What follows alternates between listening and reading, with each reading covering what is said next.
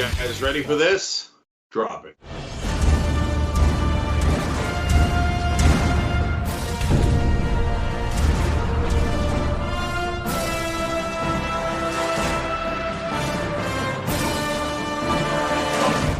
All right, so it's Friday. Not really a power panel, but it's fun anyway. All right, Cenk and Anna with you guys. So we got hilarious Trump clips for you guys today. It'll lighten the mood a little bit. Hey, turns out our president's totally mentally damaged. Literally, very, very, very literally. You will see it, and even if you're a Trump supporter, I think that you'll have some question mark at the end, like, maybe that wasn't a hyperbole. Maybe they were actually being serious when they said it was literal. So you'll get that a little bit later in the program. First of all, I got to tell you guys, today's Bananas Day. The good folks at shoptyt.com giving away bananas. No, they're giving away much more valuable things. 30% off. If you're a member, you got to be a member. So tyt.com/join to become a member. And then if you're a member, you go to tyt.com/notice, 30% off site-wide. Sight unseen, 30% off. So you got the social distancing mask. If you can read this, you're not practicing social distancing. You got no justice, no peace mask. You got the members only jacket that we've got now, which is super badass. You've got the Great Indoors t-shirt. You've got the original Young Turk. My dad's book is selling through the roof. Okay, I love it. It's a great American dream story. You should check that out. There's so much on there. 30% off. Members go nuts. Okay. And obviously it'll only last one day. And then I wanted to see, there were about 4 days that left on the rest of the month. So let's see if we're anywhere near our $200,000 goal at tyt.com/go. So let's take a look at the thermometer. Ooh, we got closer. 135,022. Obviously still got a long way to go. Anything you could do to help would be fantastic. And now, by the way, I've got it so that I can see your names live as you guys give. And so I'm going to institute a new rule by myself here. I'm just going to, from time to time, read first names only. Because I don't know if you want your last name out there. I don't know if you want where you're from out there. So from every once in a while, I'll just read some names because I love you guys. Thank you. All right, Anna, lots of show. Let's do it. All right. Well, I wanted to start off with an update to the Elijah McClain story. So Colorado Governor Jared Polis has announced the reopening of an investigation into the death of a 23-year-old man last year. Elijah McClain is his name. And in a previous story, we gave you all the horrific details of how he was killed. He was seen by a civilian wearing a ski mask. That person called 911 and called the cops, arguing that he looked suspicious. That's when the cops showed up, and unfortunately, things escalated to a point where they put him in a chokehold, and later a medic showed up and injected him with ketamine. He was dead a few days later, but was already brain dead by the time he made it to the hospital. Now, luckily, the governor has called for an investigation because last year, the district attorney, Dave Young, decided that he would not pursue charges against the cops who did this. And that's a huge problem. And I was happy to see that Dave Young, the DA, agreed to an interview on Chris Cuomo's show. And it was revealing, to say the least. So let's start off with the very first video where the district attorney makes one of the most ridiculous arguments you could imagine about a 23-year-old who is dead. Take a look. And ketamine. Based on speculation. It's not speculation. You could have investigated more. So you're saying if a pathologist doesn't give you a home run, you never go forward with a case? And by the way, there was no injuries to him whatsoever. He's dead. Serious. He's dead. Yeah, if you want to say the forensic pathologist doesn't know what he's doing, you could say that all you want. No, that's what you're saying to get away from my question. You're saying there are no injuries. The guy's dead. So clearly things happened to him that were wrong, Mr. DA. Yeah, he's got a heart that's got a very narrow valve, an aorta valve, and he probably most likely died from excited delirium, where he had a heart attack. So, Cenk, the DA argues that McClain had no injuries, even though he died because of that incident with the cops. So how can you argue that there's no injuries when he's dead? And I want to give Cuomo credit because he did hold the DA's feet to the fire throughout that entire interview. Yeah, Cuomo did a great job there. And so in terms of the DA, it's incredibly callous. Look, it's one thing to argue. Look, I'm stuck here. I want to charge someone in his death because obviously he wouldn't have died if he had not had that encounter with the police. But I'm not sure if I can charge the cops or the paramedic who did the ketamine, and the medical examiner report puts me in a tough spot. He's giving half of that argument, but that's the only argument he can make. Everything else he's saying is monstrous. So when he says, well, there was no other injuries on the guy, who cares that there was no other injuries? They choked him to death or ketamined him to death. But they killed him. They obviously killed him right in front of our eyes, saying, oh, he didn't have a black eye while we were murdering him, is like the most irrelevant thing anyone has ever said. And you would only say that if you're trying to protect the cops and not the victim. Remember, Elijah is the victim. I know cops love to play victim. Oh, now you're going to charge me for killing someone after I killed him for no reason at all? No, you're not the victim. The dead person is the victim. Yeah, and it's incredible because the DA also cites some nonsense about, oh, he had a narrow artery and that might have contributed to it and it could have been a crazy freak coincidence. No, let me give you details, okay? These are details of what happened that night. And this is based on what the coroner's report says. This is based on what the police report says. An autopsy report by the Adams County coroner said that the cause of death was, quote, undetermined, and that it could have been the result of natural causes, a homicide related to the chokehold, or an accident. Okay, so I don't really know what the point of a coroner is if they can't determine what the cause of death is. It's like, I don't know, it could be a billion different things. It could be a freak accident. It could be, I don't know, maybe because the cops put him not in one, but two different chokeholds as he was vomiting as a result of the chokeholds. Okay, let me give you more. But while he was detained, Mr. McClain was clearly in distress. After officers restrained him on the ground, he vomited several times, for which he apologized. He apologized for vomiting, saying, quote, I'm sorry, I wasn't trying to do that. I can't breathe correctly. He was 140 pounds, 5 feet, 6 inches, and there were 3 cops there. And he is apologizing to the cops as he's vomiting. He was not an imminent threat to them whatsoever. There was no need to inject him with ketamine once the medic got there. I mean, any and all arguments defending the cops' actions here are ridiculous to say the least. People who are defending the cops here know what they're doing. Let me give you more. An officer said in the body camera footage that officers had, quote, put him out with the chokehold twice, at least once successfully, meaning Mr. McClain had lost consciousness. When paramedics arrived, they gave him what was described as a therapeutic dose of ketamine. Body camera footage shows that it made his body go limp when he was loaded onto the gurney. Okay. Yeah. So I got to jump in and say a couple of things here. So first of all, it's one of the oldest racist tropes that black folks are crazy strong. They're unnaturally strong. And so this kid who's, as Anna pointed out, 5'6", 140 pounds. Yes. The cops said on tape, you hear him saying it during the incident, I think when the paramedic arrives, they say he had crazy strength. He had crazy strength at 140 pounds with 3 of you on him. Well, but wait a minute. You also said he passed out twice from your 2 different chokeholds. So which one was it? But one thing that is absolutely indisputable is he's already completely and utterly subdued when, to be fair, not the cop but the paramedic injects him with ketamine. There was no need for that ketamine. None. Zero. But the idea is, oh my God, we got a black person here who's crazy strong, and what if this 140-pound kid just became a monster inside or something? I don't like that. So this is so frustrating that they treat black people differently than they treat other people. And this is, by the way, borne out by studies. It's not just one anecdote.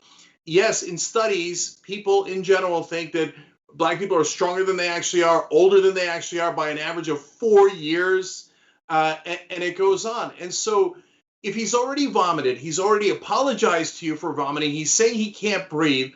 He's saying, I just went to the store to get iced tea. You see the iced tea. You see he's not armed. You see all these things. He says, I wouldn't even hurt a fly. It's obvious that the kid is a special kid, right?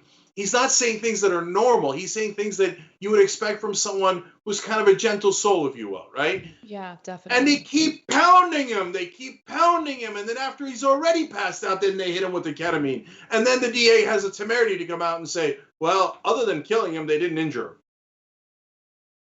You know, the thing that video that we played yesterday when we first talked about the story was hard. It was really hard to stomach because he absolutely was a gentle soul.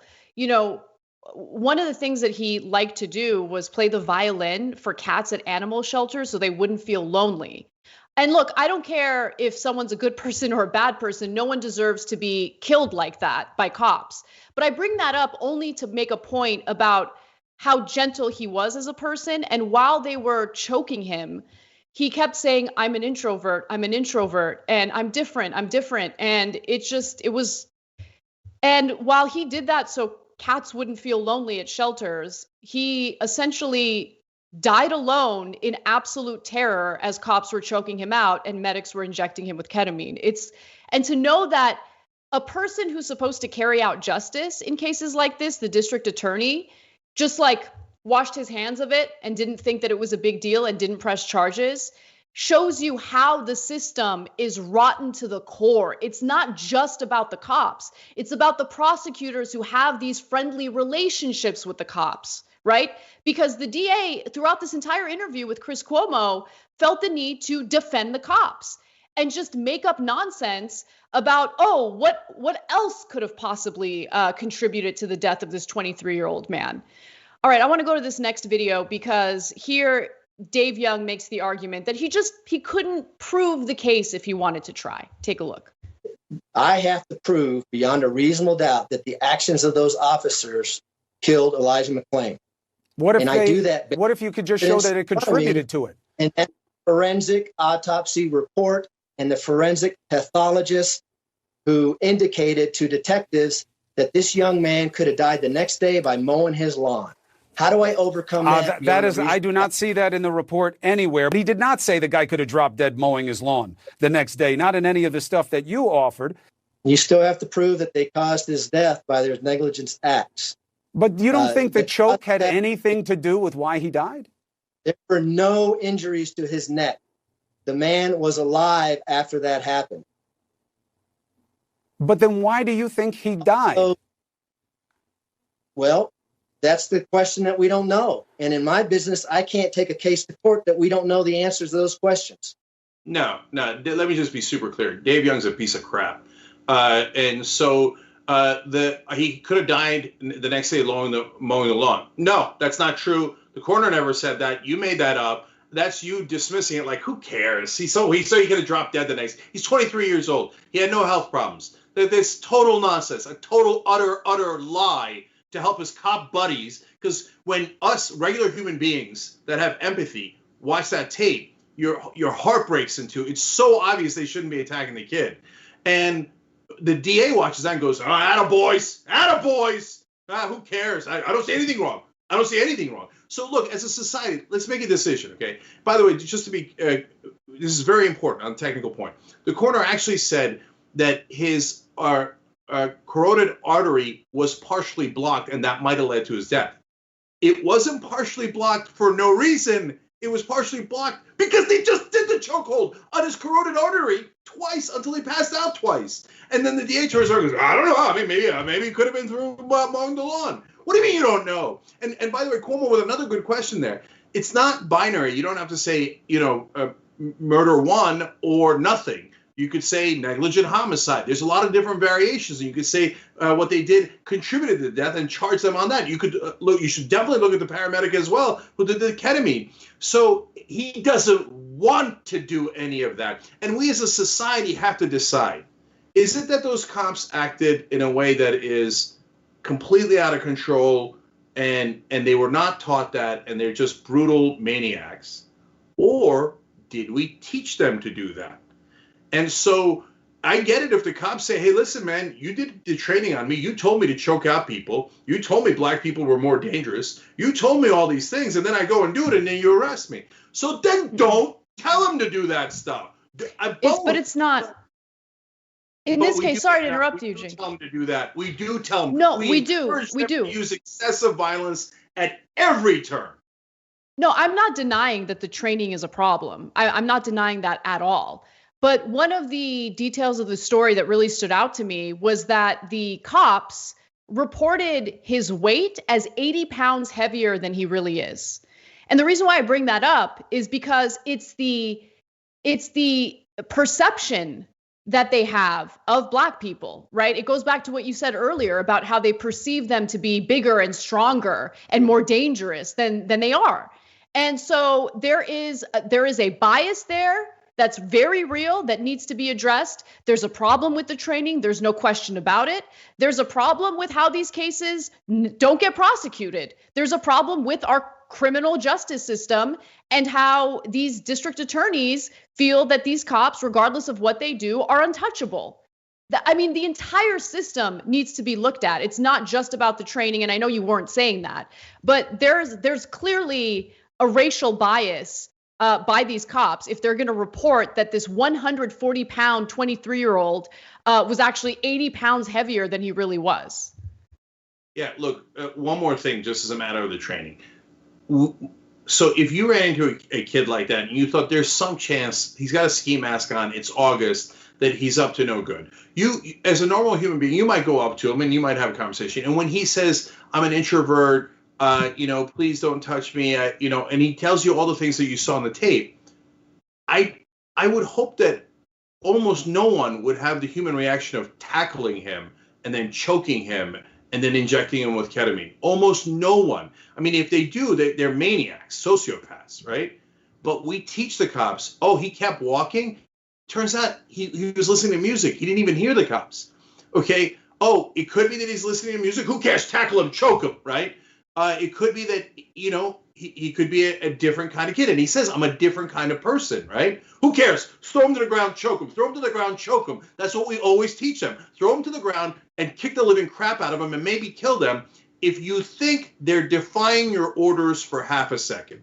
So don't tell me we don't teach it. We teach our cops to be more brutal than any average human being would ever be with a conscience. And then finally, I just want to address the accusation by the person who called 911, claiming that McClain looked suspicious, right, because he was wearing a mask. By the way, I see a lot of people wearing all sorts of different types of masks out there. Some people wear bandanas. Some people are wearing medical masks. Some people are wearing homemade masks in order to, prevent the spread of coronavirus. I think that there is a very real and unaddressed issue regarding how Black people are perceived when they're wearing masks. But anyway, we'll get to that later. Here he is in surveillance video at the convenience store. And I just want you to take a look at it and to decide for yourself whether McClain looks suspicious in any way. Take a look. McClain was wearing a ski mask. See him? He's not holding up the store, by the way. The video makes it clear he's standing in line and he buys his things, pays, leaves, has a mask on. Why? Why does he have a mask on? Because supposedly he had anemia and would sometimes get cold. So, Cenk, he didn't look suspicious there, obviously. And I don't know. I just feel like if someone had just robbed a store, they wouldn't be calmly walking down the street with a ski mask on. But look, if you're a cop, your job should be to maybe ask a question or two before you decide to choke someone out to death. Maybe. I don't know. Maybe that's a crazy thought. Look, to be fair to the person who called it in, the person clearly said, I don't think he's armed. He might be a bad guy, but he might be a good guy. They said that on the call. But the cops don't hear that. The cops hear, okay, we got a black guy. That's it. Don't listen to anything. Okay, so then you know what Elijah says? As the cops are choking him to death, he says, please look at my ID. I live right there. Please look at my ID. What do you want someone to do if they're presenting their ID to you? What else do you want them to do? What else do you want them to do to stay alive? I live right there. Here's my ID. I'm an introvert. What? He literally could not have said anything differently for them not to kill him. So look, you guys, I don't know if you're getting the depths of, if you're black, you're certainly getting it. It's not my role to tell you that. But if you're not, and it's still not resonating with you. And Matt, like, the society is told nonstop that black people are dangerous when they're not, when they're no different than anyone else. And so if you're white and you walk around and you don't know it, like, you just think that's normal. But for black folks, they got to worry that every time they run into a cop or someone else, that they're going to assume that a 140-pound kid is some sort of 220-pound monster with superhuman strength who, when he says, I have iced tea, even though you could see it's iced tea, you assume I have to choke him to, within an inch of his life and sometimes over. So the injustice of it is unbearable. The fact that white racists then turn around and say that black people are too angry, you guys are nuts. They're not nearly angry enough. The injustice that they have suffered, and by the way, not just in this country, all across the world, all this sickening stereotypes that aren't remotely true about black people all across the world. How do you live with that injustice?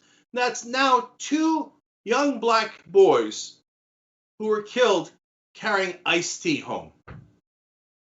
For God's sake, when are we ever going to have justice? When we come back from the break, we'll give you an update on coronavirus, including Donald Trump's claim that the whole thing is just artificial. We'll be right back. We need to talk about a relatively new show called the Republic, or UNFTR. As a Young Turks fan, you already know that the government, the media, and corporations are constantly peddling lies that serve the interests of the rich and powerful. But now there's a podcast dedicated to unraveling those lies, debunking the conventional wisdom. In each episode of the Republic, or UNFTR, the host delves into a different historical episode or topic that's generally misunderstood or purposely obfuscated by the so-called powers that be, featuring in-depth research, razor-sharp commentary, and just the right amount of vulgarity.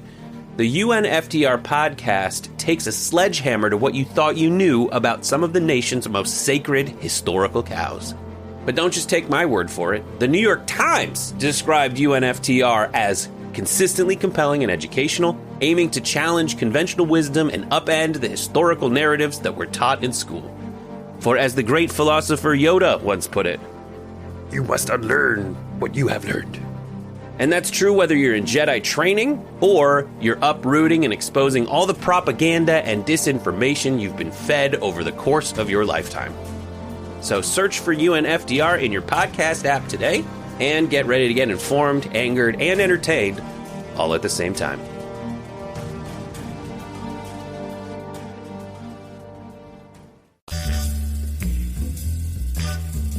All right, welcome back to the Young Turks. Cenk and Anna with you guys. Sexy Speed Racer on our member site says, come on, Cenk, you and Anna are the ultimate power panel. Well, we appreciate that. Aww. So I say member site. There is only one site, TYT.com. But if you're a member, you get your comments read first. Also, 30% off of shoptyt.com site-wide today only if you're a member. TYT.com/join to become a member. And then once you're a member, by the way, make sure you go to tyt.com/notice to get the promo codes. Okay, Patrick says Joe Scarborough is speculating Trump might very well drop out before the election. Will Cenk win his bet with Chris Cuomo? You can have that bet all day long. Oh, yeah, it's not just a bet with Anna. We didn't bet any money on it, but Cuomo said that would never happen. But now, as you're going to see in a clip we're going to play for you a little bit later, all of a sudden, right back in it. Okay. Anyway, Gabby Marita with a unfortunately good point where she says, and prisoners gassed by Zyklon B didn't have any other injuries either. If you don't count their lungs exploding. So it's really sick where we are these days. And Cenk flexing triceps, yes, that's an account. That's not me saying it. Says Elijah McClain had no injuries. Sounds similar to the blank police report in the Breonna Taylor case. What a coincidence. In other words, the cops are never wrong. Climate now on YouTube Super Chat. Climate change is coming. Says, hey TYT, how long do humans have to correct course before the climate crisis locks in human extinction? Well, look, I'm glad you brought that up because I want to tell you about the great work that Tiwa Chang is doing. You guys helped us hire him. He's our investigative reporter. His job is to track problems in the climate and then connect it to money and politics so you know how it is the actual root cause of why we are not solving it.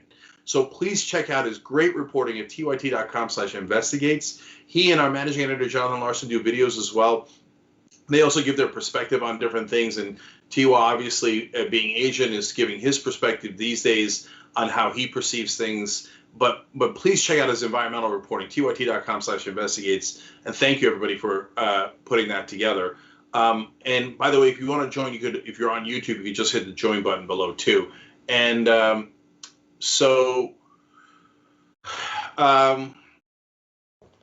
I got to leave it there, guys. Thank you so much for all the other YouTube super chats and comments. Just last thought on the climate. Our partner Aspiration is also trying to help. They're very progressive.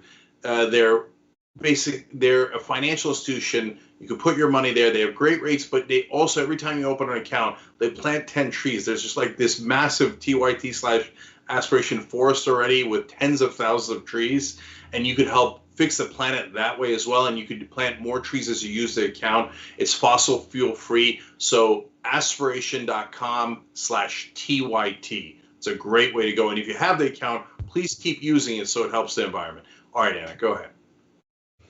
All right. Coronavirus cases continue to surge in the United States. In fact, yesterday, on June 25th, we broke records yet again. The death toll also continues to climb. And Donald Trump has decided that now's a great time to minimize this pandemic as nothing more than an artificial issue. Mind you that 125,000 Americans have already died from the pandemic. And again, we're starting to see, record numbers of new cases, and we're not flattening the curve. So with that said, let's take a look at what Trump had to say. So we've done a lot, and we're very proud of it. And we had the best, until this artificial problem, because I call it an artificial problem.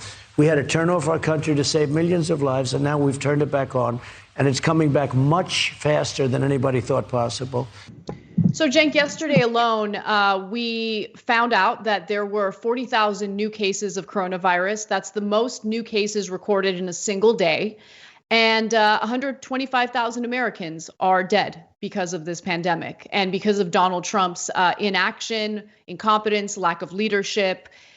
It's just devastating. And he has not only just completely given up on the virus, he constantly, on a daily basis, spreads misinformation about it, discourages people from wearing masks, and gives people this false sense of confidence about going out there and mingling, with other people who could be spreading this virus. Yeah, he's a clown extraordinaire, and I think the jury's coming in on him right here before the election comes up. The American people are turning on him in, as he would say, bigly. The polling is clear. Now he's losing in Georgia, in Texas, in Arizona, in Florida. He's getting killed everywhere. Why? Because people can, you guys have got to remember, there's a certain core of people that follow the news and politics a lot. And then there's some who followed a little, and then there's some who never followed at all. So as much as we are neck deep in what a clown Donald Trump is, I know it seems shocking, but a lot of people are seeing these comments for the first time. And he's overwhelming the media with so much circus that you can't avoid it. It's a three-ring circus. So look at that comment. I call it artificial. Yeah, but imagine FDR being like, well, everything was going great until Pearl Harbor, and I call that artificial. So then World War II started, and there was nothing I could do about it. No, that's why you're the president, because emergencies happen all the time. If FDR said, oh, the Great Depression happened and World War II happened, and that's why I didn't do anything.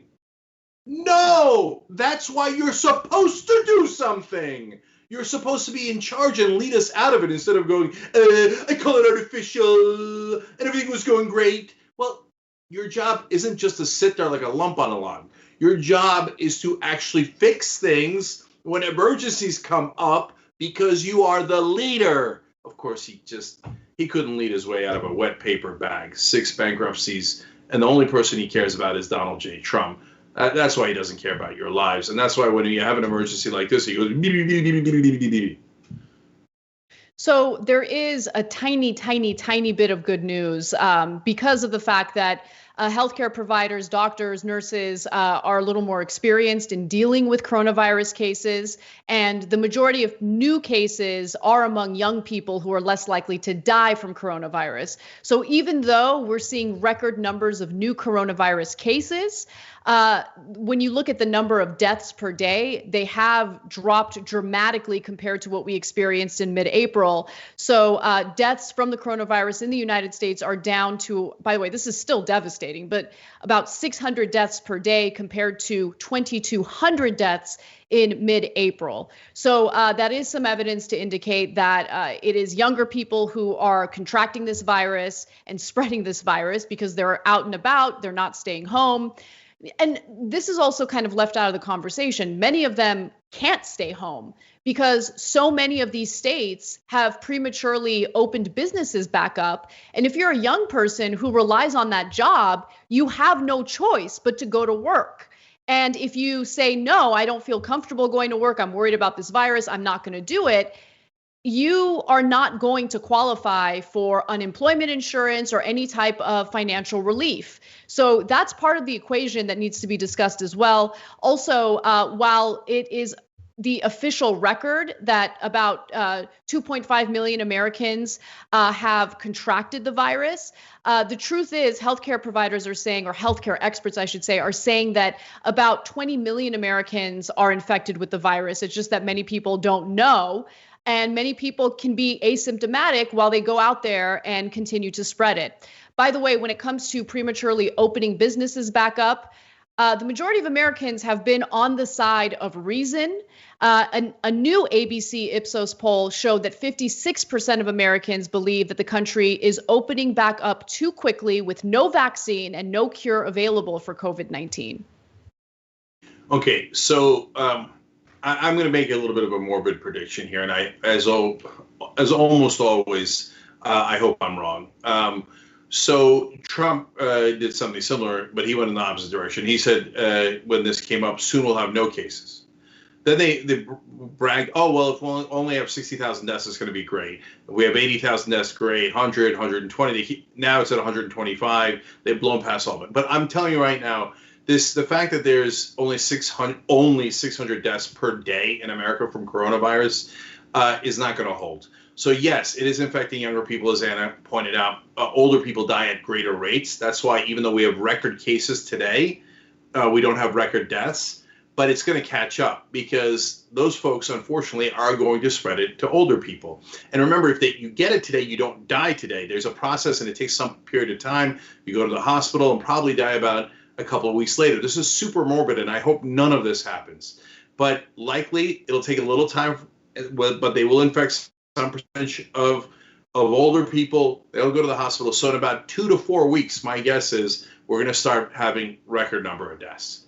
So already the number of deaths is terribly high. And I hate saying it because my parents are older, and every once in a while they ask me for an update. And I almost don't want to give it to them, but they can't leave their house because it's incredibly dangerous out there. And so in the beginning, guys, you say, hey, in March, are you sure you would have had the testing? New Zealand did, Germany and South Korea did, but maybe that's a tough standard, right? But we're now at near the end of June, and we still don't have contact tracing. This is gross negligence. And his excuse is, I find it artificial. So, I mean, can you imagine if Abe Lincoln said 77 years ago something artificial happened, and God, there's nothing I can do about it? Well, let's talk about specific states and how they're handling the increase in new coronavirus cases. So, Despite the fact that Florida continues to be one of the states that's hardest hit with a surge in new coronavirus cases, turns out that Walt Disney World has no interest in postponing its reopening date. They still plan to reopen in July. So there are workers pushing back against this.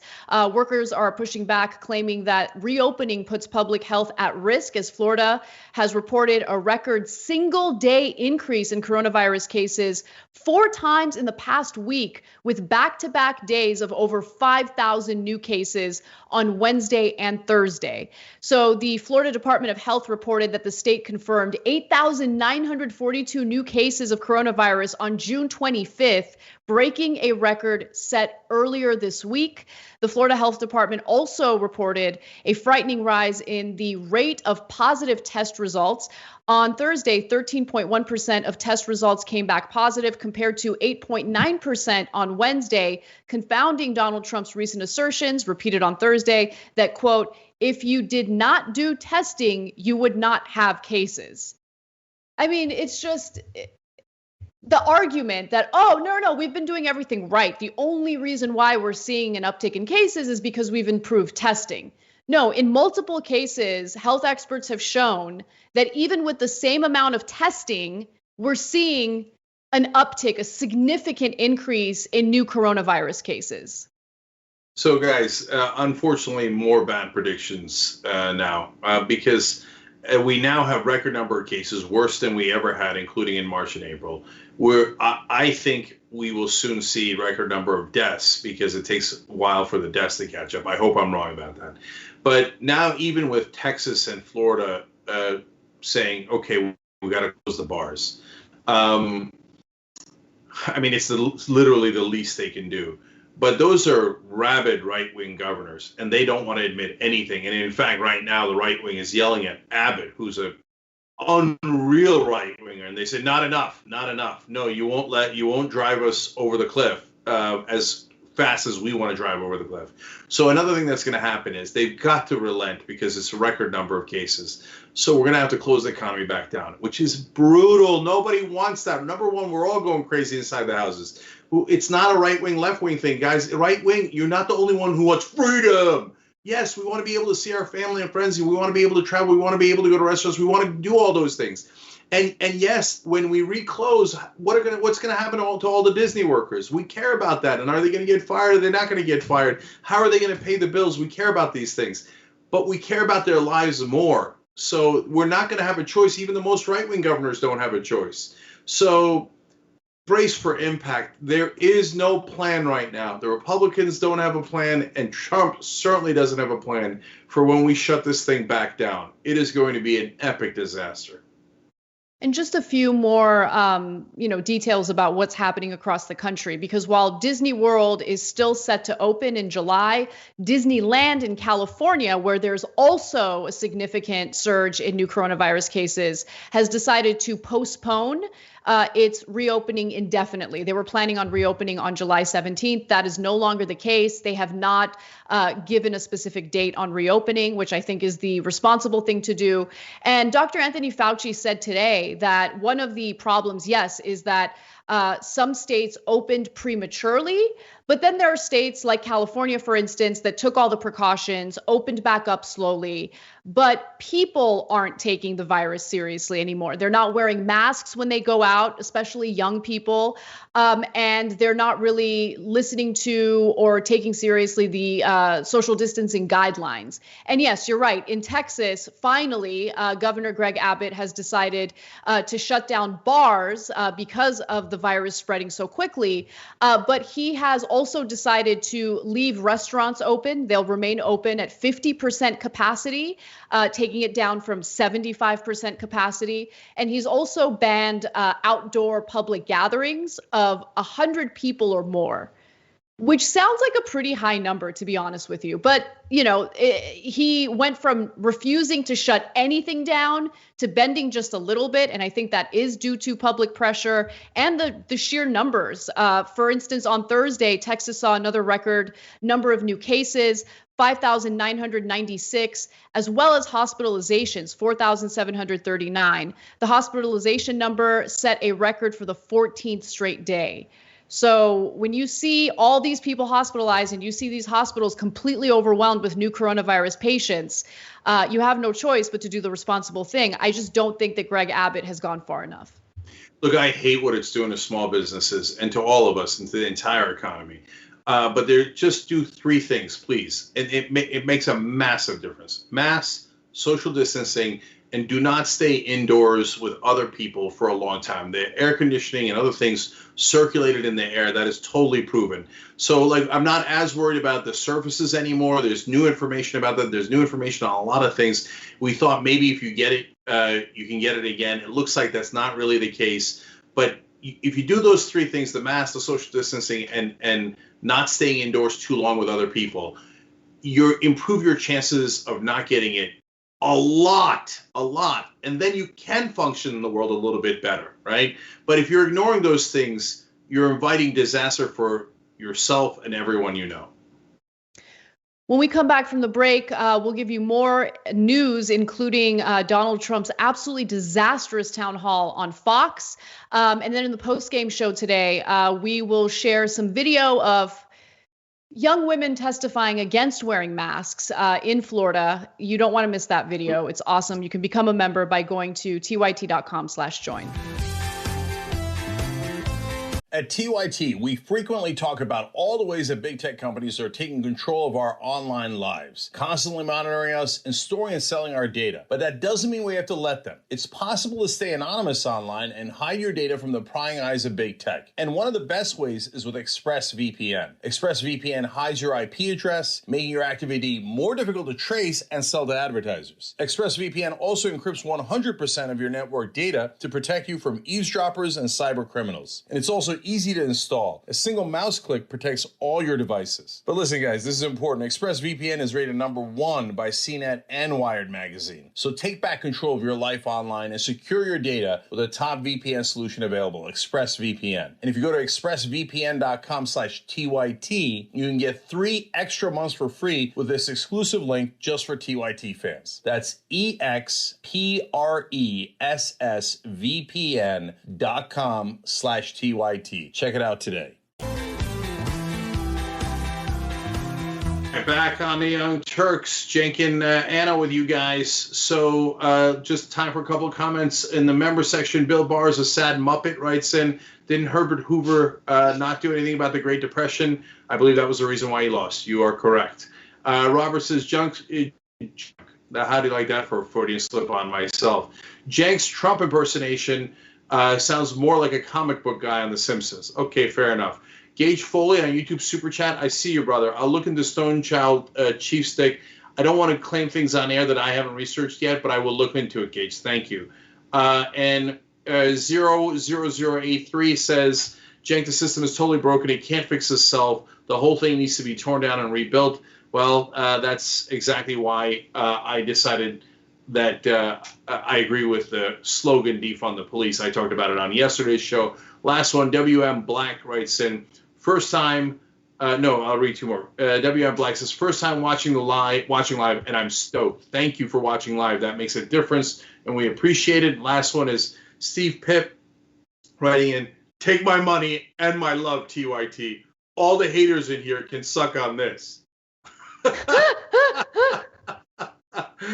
All right, I love you for it. In fact, I'm looking at all your names as they're coming in at tyt.com/go, and you guys are amazing. Regia, thank you. And Al, you're getting a T-shirt, and Elizabeth, you're getting a T-shirt. Charles, Tom, Bojan, Linda, you guys are all the best. Let's see the thermometer real quick here. 136,177. Please, let's keep that going. See if we can make that 140 by tomorrow, if we can. Thank you, guys. tyt.com/go. We're on the air right now because of you. Thank you. All right, Anna. All right. Well, Donald Trump is in full-blown re-election mode, so he decided to do a town hall with Sean Hannity on Fox News. And it was a disaster for anyone paying attention who actually cares about progress in this country, or, maybe doing something about coronavirus, or maybe having a leader who has priorities. This was not a good look for Donald Trump. Let's start with the first video where he was asked specifically what his priorities would be if he gets reelected. What's at stake in this election as you compare and contrast? And what are your top priority items for a second term? Well, one of the things that will be Really great. You know, the word experience is still good. I always say talent is more important than experience. I've always said that. But the word experience is a very important word. It's in a very important meaning. I never did this before. I never slept over in Washington. I was in Washington, I think, 17 times. All of a sudden, I'm president of the United States. You know the story. I'm riding down Pennsylvania Avenue with our first lady, and I say, this is great. But I didn't know very many people in Washington. It wasn't my thing. I was from Manhattan, from New York. Now I know everybody. And I have great people in the administration. You make some mistakes, like, you know, an idiot like Bolton, all he wanted to do is drop bombs on everybody. You don't have to drop bombs on everybody. You don't have to kill people. What? I mean, so what are his priorities? That was not an answer. That was a nightmare. And he says he has great people in the administration, except the turnover in his administration has been insane. I mean, Bolton's gone. I mean, Esper's next. There's no question about that, because Esper had the audacity to cross him once when it came to the brutal force used against protesters in D.C. That was a non-answer. When people are dealing with an economy that isn't working for them, a pandemic that's killing their family members, that is not in any way a good answer. Yeah, look, if you ask me what I want to do if I'm in office, I'd have an answer for you so quick. We got to get money out of politics. It's killing us. That's my number one priority. We got to get Medicare for all. We got to get Green New Deal. These are things. That's why I'm running. For God's sake, we got to get these things done. We got to pass the bills. That fool has never even thought about it. He's running for president again, never given it 1 second of thought. What do you want to do? I'll tell you what he wants to do. He wants to be president again. He wants to beat the Democrats and brag. It's me, me, me, me, me. Come on, you can see it. He didn't give a single answer. That was verbal diarrhea.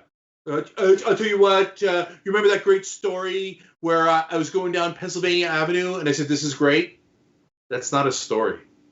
And no, Cenk, I don't remember that story.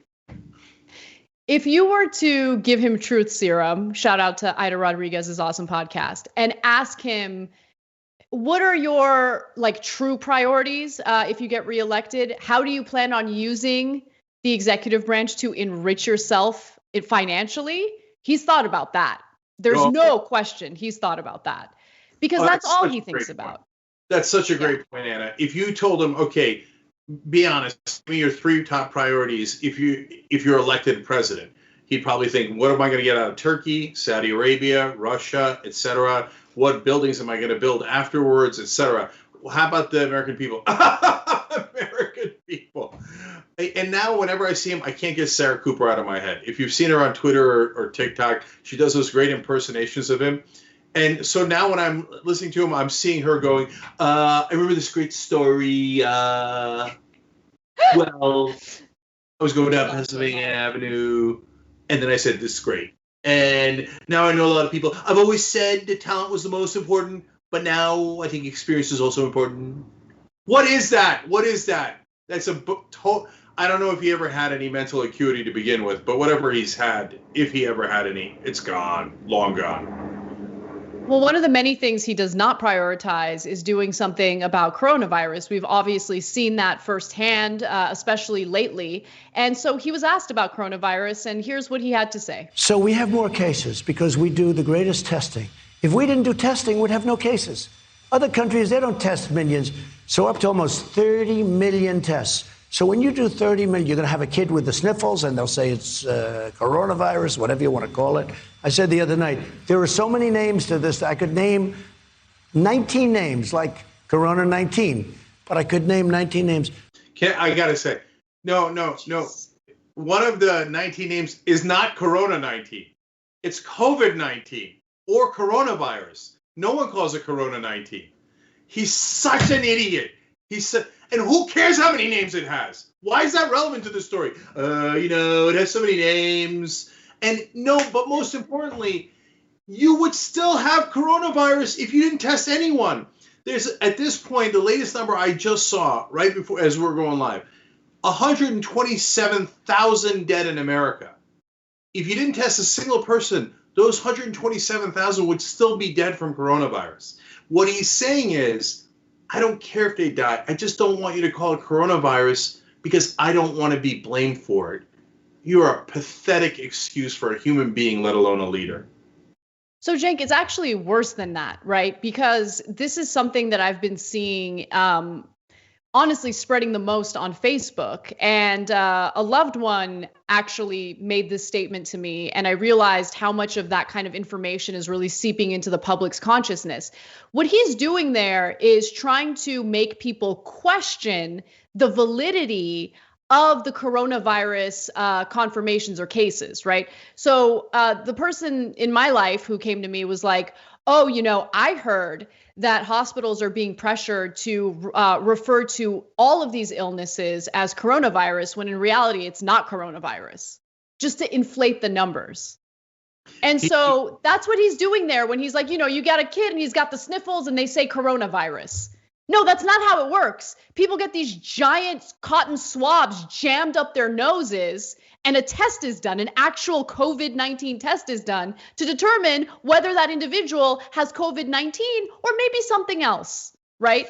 But he's spreading this conspiracy theory that the numbers are artificially inflated by conflating whatever illness with coronavirus. Yeah, and the other day he said, COVID-19, nobody knows why it's called that. Yes, we do. It's because it was discovered in 2019. You're a moron. Is one more video, Anna? Yeah, so here he is on Joe Biden. Here's a guy who doesn't talk. Nobody hears him. Whenever he does talk, he can't put two sentences together. I don't want to be nice or unnice, okay? But, I mean, the man can't speak. And he's going to be your president because some people don't love me, maybe. And, all I'm doing is doing my job. He's going to be president? Is that what you just said? He just admitted that he thinks Biden is going to be president. And then he says, he can't speak. He can't speak. By the way, he's going to be president. By the way, oops, I can't speak. At best, that was a buffoonish mistake, thereby vitiating your earlier point about Biden not being able to speak. But in reality, it was more likely the only honest thing he said. Biden's going to be president, and he knows it. I wonder if he's humiliated enough to quit before the race. All right, we've got actually more videos in the postgame, including these Karens. You will not believe they're record-breaking in their stupidity. And one more insane clip from Donald Trump. TYT.com/join, or hit the join button below if you're watching live on YouTube. We'll be right back for the members. Thanks for listening to the full episode of the Young Turks. Support our work, listen ad-free, access members-only bonus content, and more by subscribing to Apple Podcasts at apple.co/TYT. I'm your host, Cenk Uygur, and I'll see you soon.